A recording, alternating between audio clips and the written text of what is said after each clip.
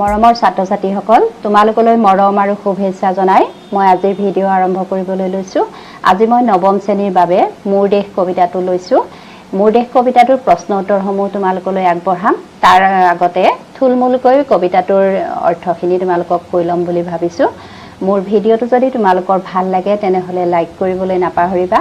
যিমান পাৰা শ্বেয়াৰ কৰিবা আৰু যিসকলে মোৰ চেনেলটো ছাবস্ক্ৰাইব কৰা নাই অনুগ্ৰহ কৰি ছাবস্ক্ৰাইব কৰি থবা। আৰু তোমালোকে যদি প্ৰশ্ন উত্তৰসমূহ PDF ফৰ্মত ডাউনলোড কৰিব বিচৰা তেনেহলে ডাউনলোড কৰি ল'ব পাৰিবা। ডাউনলোড লিংকটো তোমালোকে ভিডিঅ'টোৰ ডেসক্ৰিপচনতে পাবা। এতিয়া কবিতাটোৰ এবাৰ পঢ়ি চাওঁ, লগতে মূল কথাখিনি থুলমূলকৈ তোমালোকক কৈ যাওঁ।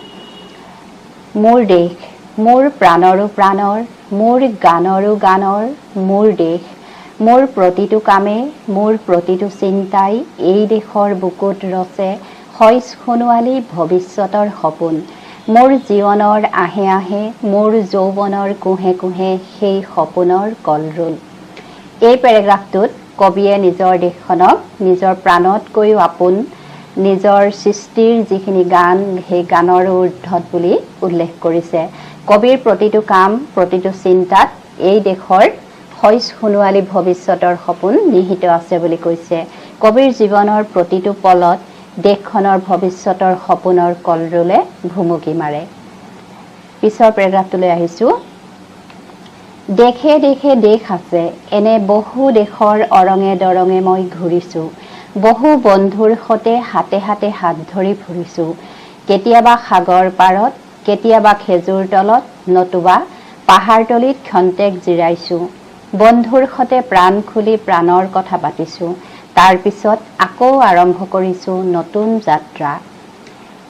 দেশে দেশে দেশ আছে, তাৰমানে পৃথিৱীত অনেক দেশ আছে আৰু এনেকুৱা বিভিন্ন দেশৰ কবিয়ে বিভিন্ন দেশ তেওঁৰ বন্ধুৰ সতে ফুৰিছে।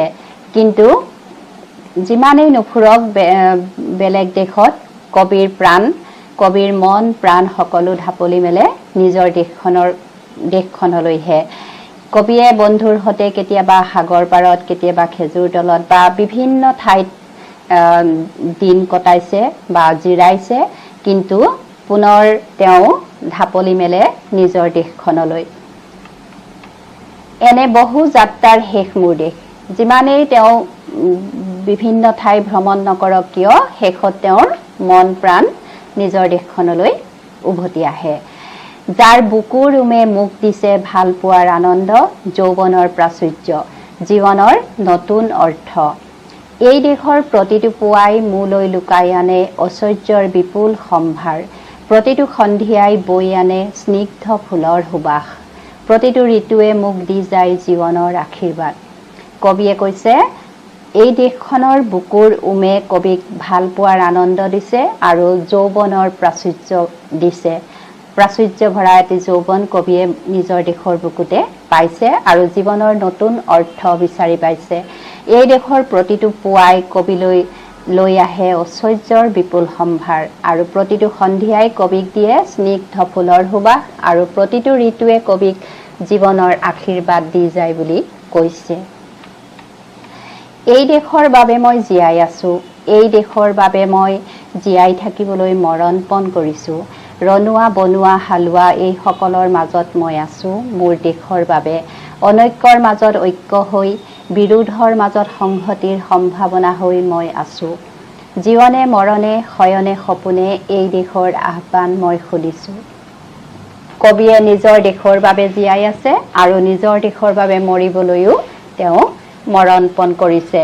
এই দেশখনৰ ৰনোৱা বনোৱা হালোৱা সকলো লোকৰ মাজত কবিৰ অন্তৰ নিহিত হৈ আছে।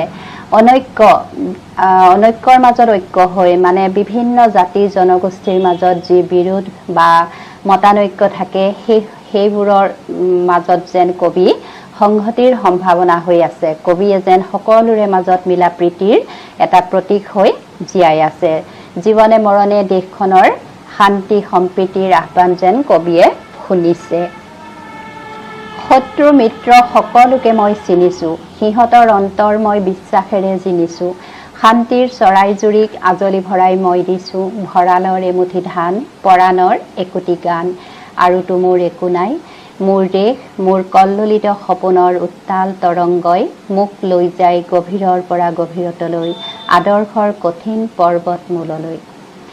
শত্ৰু মিত্ৰ, এইখন দেশৰ শত্ৰু মিত্ৰ সকলোকে কবিয়ে চিনিছোঁ বুলি কৈছে আৰু সেই সকলোৰে অন্তৰ কবিয়ে বিশ্বাসেৰে জয় কৰিছে আৰু শান্তিৰ চৰাইজুৰিক কবিয়ে শান্তি বিচাৰে, দেশখনৰ শান্তি সম্প্ৰীতি তেওঁ কামনা কৰে আৰু সেই শান্তিৰ চৰাইজুৰিক কবিয়ে নিজ ভঁৰালৰ এমুঠি ধান দিছোঁ বুলি কৈছে আৰু পৰাণৰ মানে প্ৰাণৰ একোটি গান দিছে। কবিয়ে নিজকে নিশ্চয় বুলি উল্লেখ কৰিছে আৰু তো মোৰ একো নাই, সেই কথাষাৰে কবিয়ে শান্তিৰ বাবে শান্তিৰ চৰাইজনীক ভঁৰালৰ পৰা এমুঠি ধান দিছে আৰু প্ৰাণৰ একোটি গান দিছে। কবিৰ দেশখনৰ উন্নতিৰ সপোনৰ কল্লোলে বা উত্তাল তৰংগই কবিক গভীৰৰ পৰা গভীৰতলৈ লৈ যায়। এইটো হৈছে হীৰেণ ভট্টাচাৰ্যৰ মোৰ দেশ কবিতাটোৰ মূল কথাখিনি। বৰ এটা ধুনীয়া কবিতা। তোমালোকে এতিয়া হীৰেণ ভট্টাচাৰ্যৰ কবি পৰিচয়ত, হীৰেণ ভট্টাচাৰ্যৰ জন্ম হৈছিলে 1932 চনত যোৰহাটত। কেইবাখনো চহৰত স্কুলীয়া শিক্ষা গ্ৰহণ কৰে। গুৱাহাটীৰ ভোলানাথ বৰুৱা মহাবিদ্যালয়ৰ পৰা IA পাছ কৰে। ভোলানাথ বৰুৱা, যিখন আমি বি বৰুৱা কলেজ বুলি কওঁ। তাৰপিছত তেওঁ ছপাহালৰ কাম আৰু শিক্ষকতাৰ লগতে চিত্ৰবন প্ৰেছৰ গৰাকী আছিল। সুগন্ধি পখিলাৰ কবি হিচাপে জনাজাত। তেওঁৰ কবিতা পুথি হ'ল ৰৌদ্ৰ কামনা, তোমাৰ বাঁহী, সুগন্ধি পখিলা, বিভিন্ন দিনৰ কবিতা, মোৰ প্ৰিয় বৰ্ণমালা ইত্যাদি। শইচৰ পথাৰ মানুহ কবিতা পুথিৰ বাবে তেওঁ সাহিত্য অকাডেমি বঁটা লাভ কৰিছিল। এইখিনি হৈছে কবি হীৰেণ ভট্টাচাৰ্যৰ বিষয়ে জানিবলগীয়া কথা। মই তোমালোকক এতিয়া কবিতাটোৰ প্ৰশ্ন উত্তৰসমূহ এটা এটাকৈ পঢ়ি যাম। প্ৰথম 1 নম্বৰ প্ৰশ্নত ক, হীৰেণ ভট্টাচাৰ্যৰ ক'ত জন্ম হৈছিল? উত্তৰ, হীৰেণ ভট্টাচাৰ্যৰ জন্ম হৈছিল যোৰহাটত। খ, হীৰেণ ভট্টাচাৰ্যই সম্পাদনা কৰা দুখন কাকতৰ নাম লিখা। উত্তৰ, হীৰেণ ভট্টাচাৰ্যই সম্পাদনা কৰা দুখন কাকতৰ নাম হৈছে চিত্ৰবন আৰু মনন। গ, দেশৰ প্ৰতিটো পুৱাই কবিৰ বাবে কি লুকাই আনিছে? উত্তৰ, দেশৰ প্ৰতিটো পুৱাই কবিৰ বাবে লুকাই আনিছে ঐশ্বৰ্যৰ বিপুল সম্ভাৰ। 2 নম্বৰ প্ৰশ্ন, মোৰ দেশ কবিতাটোৰ মূল ভাৱ লিখা। উত্তৰ, মোৰ দেশ শীৰ্ষক কবিতাটো সুগন্ধি পখিলাৰ কবি হীৰেণ ভট্টাচাৰ্যৰ এটি গভীৰ স্বদেশ প্ৰেম নিহিত কবিতা। সকলোৰে বাবে নিজৰ দেশখন অতি আপোন, অতি মৰমৰ।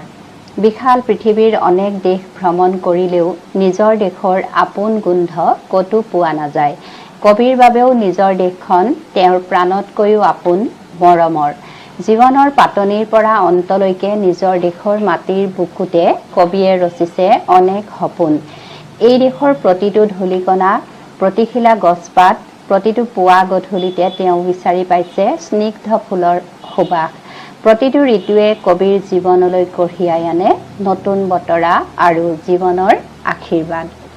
নিজৰ দেশৰ বাবে কবি জীয়াই আছে আৰু নিজৰ দেশৰ বাবে মৰিবলৈও প্ৰস্তুত। এই দেশৰ ৰনোৱা, বনোৱা, হালোৱা সকলোৰে মাজত কবিৰ অন্তৰ নিহিত হৈ আছে। অনৈক্যৰ মাজত ঐক্য আৰু বিৰোধৰ মাজত সংহতিৰ প্ৰতীক হৈ কবি জীয়াই আছে। নিজৰ দেশৰ উন্নতি, ঐক্য, সংহতি, শান্তি আদি কবিৰ একান্তই কাম্য। এই হৈছে মোৰ দেশ কবিতাটোৰ মূল ভাৱ। 3 নম্বৰ প্ৰশ্নত ব্যাখ্যা কৰিবলৈ দিছে, অনৈক্যৰ মাজত ঐক্য হৈ, বিৰোধৰ মাজত সংহতিৰ সম্ভাৱনা হৈ মই আছোঁ। উত্তৰ, উক্ত কবিতা ফাঁকি আমাৰ পাঠ্যপুথিৰ অন্তৰ্গত কবি হীৰেণ ভট্টাচাৰ্যই লিখা মোৰ দেশ নামৰ কবিতাটোৰ পৰা অনা হৈছে। ভাৰতবৰ্ষ এখন বিশাল দেশ। ইয়াত অনেক জাতি জনগোষ্ঠীয়ে বাস কৰে। অঞ্চলভেদে ভাষা, ধৰ্ম, ৰীতি নীতি, খাদ্য, সাজপাৰ আদি সকলো দিশতে থকা বিচিত্ৰতা মন কৰিবলগীয়া। গোষ্ঠীগত বা জাতিগত বিৰোধ আৰু সংঘৰ্ষই প্ৰায়ে দেশৰ ঐক্য, শান্তি আৰু প্ৰগতিত বাধাৰ সৃষ্টি নকৰা নহয়। তথাপিও সকলো ভাৰতীয়ৰ মনত এক ৰাষ্ট্ৰীয় প্ৰেম আৰু চেতনা নিহিত হৈ আছে।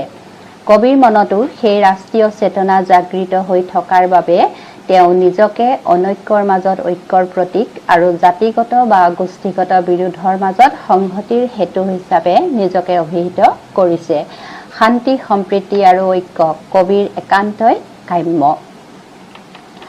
খ মোৰ জীৱনৰ আহে আহে মোৰ যৌৱনৰ কোহে কোহে সেই সপোনৰ কলৰোল। উত্তৰ উক্ত কবিতা ফাঁকি আমাৰ পাঠ্যপুথিৰ অন্তৰ্গত কবি হীৰেন ভট্টাচাৰ্যদেৱে লিখা মোৰ দেশ নামৰ কবিতাটোৰ পৰা অনা হৈছে। নিজৰ দেশ সকলোৰে বাবে অতি আপোন অতি মৰমৰ। জন্মৰ পৰা মৃত্যুলৈকে নিজৰ দেশৰ মাটিতে সকলোৱে কৰ্ম কৰে, জীয়াই থকাৰ সপোন ৰচে। কবিয়ে কাব্যিক ভাষাত তাকে ব্যক্ত কৰি তেওঁৰ জীৱন যৌৱনৰ আশাভৰা সপোন এই দেশৰ মাটিতে ৰচনা কৰাৰ কথা কৈছে। তেওঁৰ প্ৰতিটো কাম আৰু প্ৰতিটো চিন্তাত জড়িত হৈ আছে দেশৰ ভৱিষ্যতৰ সপোন। জীৱনৰ প্ৰতিটো ক্ষণত তেওঁ দেশখনৰ শান্তি সম্প্ৰীতি আৰু উন্নতিৰ সপোন দেখিছে। তেওঁৰ প্ৰাণতকৈও আপোন এই স্বদেশৰ উন্নতিৰ বাবে দেখা সপোনৰ কলৰোলে তেওঁক অনুপ্ৰাণিত কৰিছে। 4 নম্বৰ প্ৰশ্ন, কবিতাটোত কবিৰ দেশপ্ৰেমৰ স্বৰূপ কেনেদৰে প্ৰকাশ পাইছে বুজাই লিখা। উত্তৰ কবিতাটোত কবিৰ স্বদেশ প্ৰেমৰ স্বৰূপ অতি সুন্দৰকৈ প্ৰকাশ পাইছে। প্ৰথম স্তৱকত দেশখনক কবিয়ে নিজৰ প্ৰাণতকৈও আপোন বুলি কৈছে। কবিৰ প্ৰতিটো কাম প্ৰতিটো চিন্তাত জড়িত হৈ আছে দেশখনৰ ভৱিষ্যতৰ সপোন। নিজৰ বন্ধুবৰ্গৰ সৈতে কবিয়ে পৃথিৱীৰ অনেক দেশ ভ্ৰমণ কৰিছে যদিও নিজ দেশৰ আপোন গোন্ধ তেওঁ ক'তো বিচাৰি পোৱা নাই। নিজ দেশৰ প্ৰতিটো পুৱা সন্ধিয়া আৰু ঋতু কবিৰ বাবে জীৱনৰ প্ৰেৰণা আৰু আশীৰ্বাদ। এই দেশৰ বাবে মই জীয়াই আছোঁ, এই দেশৰ বাবে মই জীয়াই থাকিবলৈ মৰণপণ কৰিছোঁ। এই বাক্যশাৰীয়ে কবিৰ স্বদেশৰ প্ৰতি থকা গভীৰ প্ৰেম ভালপোৱা আৰু দায়বদ্ধতা সুন্দৰকৈ প্ৰতিফলিত কৰিছে। দেশৰ ৰনোৱা বনোৱা হালোৱা আদি সকলো লোকৰ মাজত কবিৰ অন্তৰ নিহিত হৈ আছে। নিজ দেশৰ ঐক্য শান্তি আৰু প্ৰগতি কবিৰ একান্তই কাম্য বুলি ব্যক্ত কৰিছে। এনেদৰে কবিতাটোত কবিৰ দেশপ্ৰেমৰ স্বৰূপ অতি সুন্দৰকৈ প্ৰকাশ পাইছে। 5 নম্বৰ প্ৰশ্ন, প্ৰতিটো ঋতুৱে কবিক কি দি যায় বুলি কবিতাটোত উল্লেখ কৰিছে। উত্তৰ প্ৰতিটো ঋতুৱে কবিৰ জীৱনৰ মংগলৰ বাবে আশীৰ্বাদ দি যায় বুলি কবিতাটোত উল্লেখ কৰিছে। 6 নম্বৰ, শান্তিৰ চৰাইজনীক আজলি ভৰাই কবিয়ে কি দিছে। উত্তৰ শান্তিৰ চৰাইজনীক আজলি ভৰাই কবিয়ে দিছে ভঁৰালৰ এমুঠি ধান আৰু তেওঁ প্ৰাণৰ ভাষাৰে লিখা একোটি গান। এইখিনিতে মই কেইটামান অতিৰিক্ত প্ৰশ্ন সন্নিৱিষ্ট কৰি দিছোঁ। তাৰে 1 নম্বৰটো, হীৰেন ভট্টাচাৰ্যৰ কেতিয়া আৰু ক'ত জন্ম হৈছিল। উত্তৰ হীৰেন ভট্টাচাৰ্যৰ জন্ম হৈছিল 1932 চনত যোৰহাটত। 2 নম্বৰ, অসমীয়া সাহিত্যত হীৰেন ভট্টাচাৰ্যক কি বুলি জনা যায়। উত্তৰ অসমীয়া সাহিত্যত হীৰেন ভট্টাচাৰ্যক সুগন্ধি পখিলাৰ কবি বুলি জনা যায়। 3 নম্বৰ, হীৰেন ভট্টাচাৰ্যই কোনখন পুথিৰ বাবে সাহিত্য অকাডেমী বঁটা লাভ কৰিছিল।